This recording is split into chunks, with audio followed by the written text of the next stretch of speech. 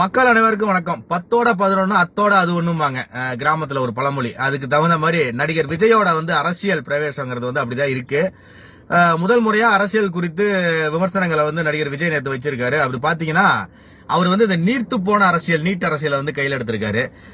திமுகவின் பி டீமா தான் விஜய் இருக்காரு அப்படின்னு நம்ம சொல்லும் பொழுது சிலருக்கு அடியில என்னத்தையும் வச்ச மாதிரி எரிஞ்சுது. இன்னைக்கு நேத்து கண்கூடா பாத்துருப்பீங்க. சம்பந்தமே இல்லாம ஒரு வலைதளத்துல வர ஒரு தேஞ்ச ரெக்கார்டை கொண்டு அதை அரசியல் ஆக்கி பேச பாக்குறாரு.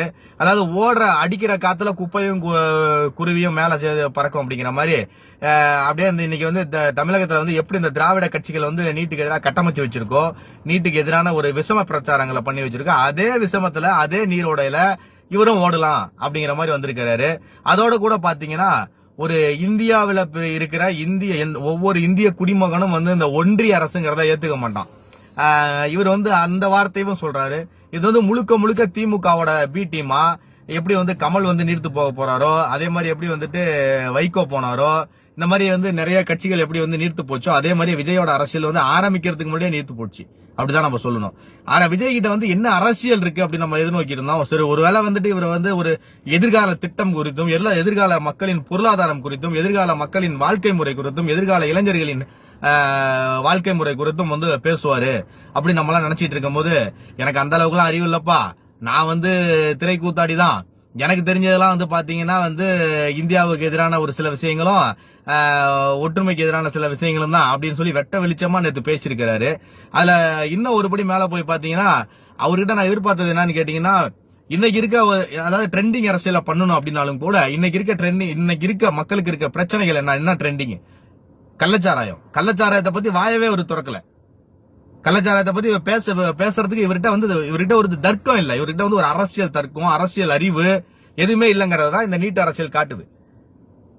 இவர் ஒரு பொருளாதாரத்துல நம்ம இந்த நிலைமை அடையணும், இதுக்கான நான் திட்டம் வச்சிருக்கேன், இதுக்கான அரசியல் என்கிட்ட இருக்கு, இளைஞர்களை நல்வழிப்படுத்தணும், இதுக்கான அரசியல் என்கிட்ட இருக்கு. இளைஞர்கள் இன்னைக்கு போதையால மிகப்பெரிய அளவுல பாதிக்கப்பட்டிருக்காங்க, கஞ்சாவால பாதிக்கப்பட்டிருக்காங்க. இந்த கஞ்சா பழக்க வழக்கத்திலிருந்து, போதை பழக்க வழக்கத்திலிருந்து இளைஞர்களை மீட்கணும்.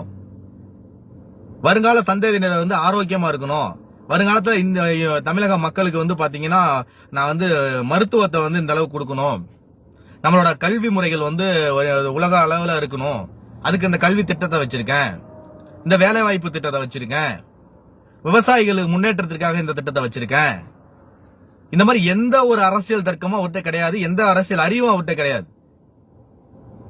அவர் இந்த வலைதளத்துல பார்த்துட்டு நீட்டு அதாவது இந்த கள்ளச்சாராயத்தை விட, இன்னைக்கு தினம் தினம் நடக்கிற மது மரணங்களை விட, இன்னைக்கு தினம் தினம் போதையாலையும் கஞ்சாவாலையும் நடக்கிற கொலைகளை விட உங்களுக்கு நீட்டு பெருசா போயிடுச்சா?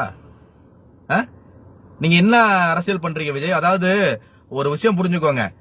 பொதுவா நான் மதம் சார்ந்து பேசதான் நினைக்க வேணா. இந்துக்கள் என்னைக்குமே ஒரு கலைஞனா தான் பார்ப்பாங்க, கொண்டாடுவாங்க. உங்களை மதம் சார்ந்து இந்துக்கள் கொண்டாடல. உங்களை ஒரு கலைஞனா, நீங்க நல்ல ஒரு நடன நடிகர் அப்படிங்கறதாக தான் அவங்களை கொண்டாடினாங்க. நீங்க ஒரு நடிகரா அனைத்து தரப்பு மக்களையும் தன்வசப்படுத்திக்கிட்டு இன்னைக்கு தேசத்துக்கு எதிராகவும்,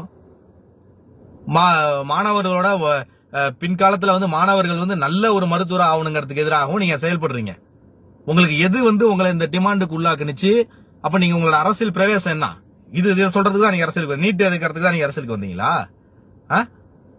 உங்களுக்குன்னு ஒரு அரசியல் கிடையாதா? உங்களுக்குன்னு ஒரு அரசியல் நிலைப்பாடு கிடையாதா?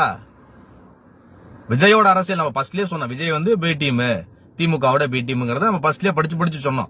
அது இன்னைக்கு எல்லாத்துக்கும் வெட்ட வெளிச்சமா விஜயே காட்டி கொடுத்துட்டாரு. விஜய் கிட்ட அரசியல் கிடையாது, விஜய் கிட்ட அரசியல் அறிவு கிடையாது. சும்மா சினிமாவில நீ எல்லாரும் பண்ணிடுவோம், போயிடுவோம், வந்துடும், உடனே இத இன்னொரு வெங்காயத்தனமான ஒரு விஷயம் என்னன்னு கேட்டீங்கன்னா, நடிகர் தான் அவரு சீமான் என்ன சொன்னாரு? நடிகர்கள் திரைக்கு வரதை நான் ஏத்துக்க மாட்டோம், தலைவனை திரையில் தேடாதே அப்படின்னு எவ்வளவோ சொல்லிட்டு இருந்தாரு. அப்படி இருக்கும் பொழுது இப்ப நடிகர் விஜய் மட்டும் நீங்க என் தம்பி, அப்ப உங்களுக்கு என்ன? யாராவது ஒரு இந்துத்துவ ஆன்மீகவாதியோ தேசியவாதியோ அரசியலுக்கு வந்தா நீங்க எதிர்ப்பீங்க. அதே நேரத்துல நீங்க இது உங்களுக்கான ஒரு பிரிவினைவாதிகளோ உங்கள் மதம் சார்ந்தவரோ அரசியலுக்கு வந்தா நீங்க ஆதரிப்பீங்க. அதை நோக்கி தானே உங்க அரசியல் பார்வை இருக்கு. எத்தனை முறை பேசிருக்கீங்க நடிகர்களுக்கு அரசியலுக்கு வர்றதுக்கு எதிரா? கமலையும் ரஜினியும் அடிக்கிற அடியில விஜய் இல்ல எவனுமே அரசியலுக்கு வரக்கூடாதுன்னு நினைச்சீங்களா நீங்க? அப்படின்னு சொன்னவங்க தானே நீங்க. சோ இந்த தீய சக்திகளோட அரசியல்ல இருந்து இளைஞர்கள் கொஞ்சம் தள்ளியே இருக்கணும். பூனைக்குட்டி வெளியே வந்துருச்சுங்கிற மாதிரி விஜய் யாருங்கிறது இந்த விஷயத்துல இருந்து வெளியே வந்துருச்சு. ஜெய்ஹிந்த்.